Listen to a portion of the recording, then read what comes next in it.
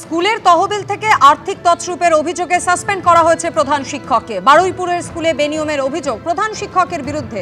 স্কুলের তহবিল থেকে প্রায় ৩৫ লক্ষ টাকা তছরূপের অভিযোগ। প্রধান শিক্ষককে সাসপেন্ড করল স্কুল শিক্ষা দপ্তরের দক্ষিণ ২৪ পরগনার ডিসিপ্লিনারি কমিটি। স্কুল পরিচালন কমিটির অনুমোদন ছাড়াই স্কুলের ফান্ড ব্যবহারের অভিযোগ উঠেছে প্রধান শিক্ষকের বিরুদ্ধে।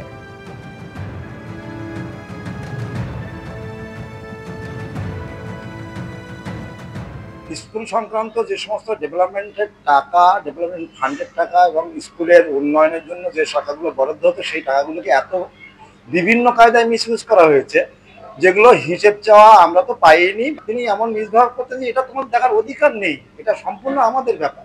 সেই জায়গা থেকে তখন সন্দেহ হয়েছিল যে টাকা ভাড়া তছরূপ হচ্ছে। তখন আমরা ভেতর থেকে যখন জানতে পারলাম, প্রেসিডেন্ট অতি সদয় মানুষ, তিনি স্কুলের ডেভেলপমেন্টের ফান্ডের জন্য যেভাবে বলতে সেভাবে সই করে দিতেন।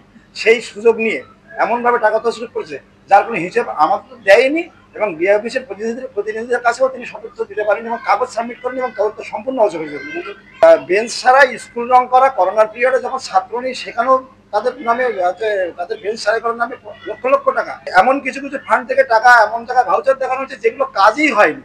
10 টাকার রং করলে সেটা 50 টাকা 100 টাকা দেখানো হয়েছে। এখন টিচার যদি কোথাও গিয়ে 40 টাকার কাজ করে আছে সেটাকে 400 টাকা দেখানো হয়েছে। স্কুলের যে বিভিন্ন খরচ হয়ে যাচ্ছে আমরা জানতে পারতাম না, আমাদের না জানি অন্ধকারের যে খরচ সেটা জানতে চাইতাম। তখন উনি বলেছিলেন যে টিআর মেম্বারদের কোনো হিসেব জানার অধিকার নেই। এই প্রসঙ্গে আমরা প্রেসিডেন্টকেও চিঠি করেছি, তারপরেও আমাদেরকে হিসেব দেখায়নি। তখন আমরা হচ্ছে গিয়ে বোর্ডকে চিঠি করি, ডিএমকে চিঠি করি, কমিশনার অফ এডুকেশনকে চিঠি করি এবং ওনার নামে যে অভিযোগ এবং আমরা আরটিআই করে এবং আমাদেরকে এই অভিযোগ করার জন্য আমাদের বেশ কিছু শিক্ষকের বিরুদ্ধে উনি থানায় ডায়েরিও করেছেন। কিছু ভুয়ো ভাউচার অর্থাৎ স্কুলের নাম নেই, কিছু নেই, অথচ খরচ দেখানো হয়ে গেছে। এবং কাজগুলো অদ্ভুত ব্যাপার, যখন লকডাউন চলছিল 2020 সাল 21 সাল লকডাউন, পূর্ণ লকডাউন, সেই সময় কাজগুলো হয়েছে এবং প্রচুর টাকা ওখানে খরচ দেখানো হয়েছে। অডিটর কি গভর্নমেন্টের যে ফিজ হয়তো 4000 কি পায়, তাকে 12,000 না 13,000 টাকা ফিজ দেখানো হয়েছে। বারুইপুরের এই স্কুলের প্রধান শিক্ষককে সাসপেন্ড করেছে স্কুল শিক্ষা দপ্তরের দক্ষিণ ২৪ পরগনা ডিসিপ্লিনারি কমিটি। স্কুল পরিচালন কমিটির অনুমোদন ছাড়াই স্কুলের ফান্ড ব্যবহারের অভিযোগ প্রধান শিক্ষকের বিরুদ্ধে। ৪-৫ বছর ধরে স্কুলে কোনো অডিট হয় না অভিযোগ করেছেন স্কুলের সহকারী শিক্ষকরা।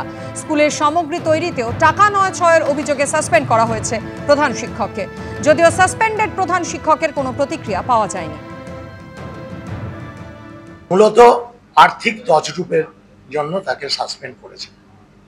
স্কুলের বিভিন্ন ফান্ড বিভিন্নভাবে তিনি মিসইউজ করেছেন।